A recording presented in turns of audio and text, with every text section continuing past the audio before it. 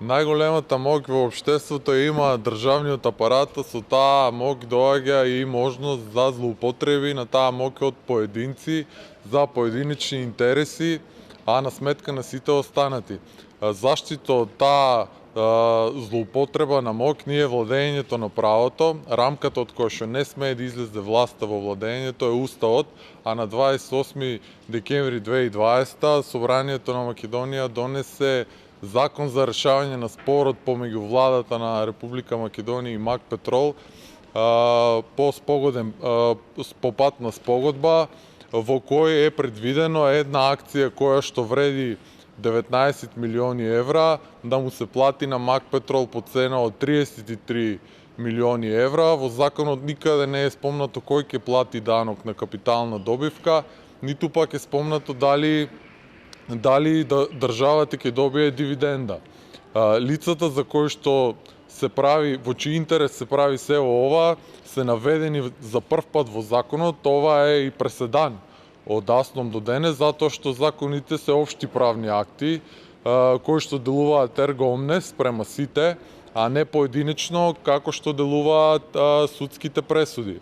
Сето ова е направено така што е пробиена уставната рамка во неколку точки. Прво е пробиена триалистичката поделба на власта на законодавна, извршна и судска. Именно законодавниот дом пробува да реши судски спор стар 15 години и со тоа прави упад во надлежностите на судската власт и делува како вонреден суд, што е изречно забрането со Уставот. Друга работа е што законот е привилегирачки, се решава спор само на една компанија, а сите останати компании кои имаат судски спорови со владата се тргаат настрана. Воедно законот е и фаворизирачки, затоа што се нарушува правната еднаквост на економските субјекти, која е гарантирана со Уставот.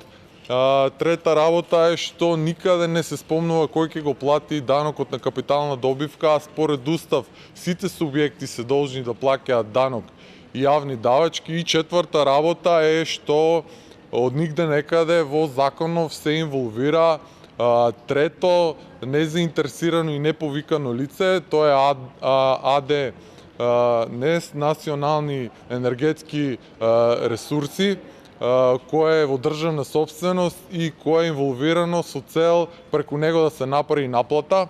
Тоа е најверојатно затоа што владата сака да ја тргне од своји раце евентуалната идна кривична одговорност.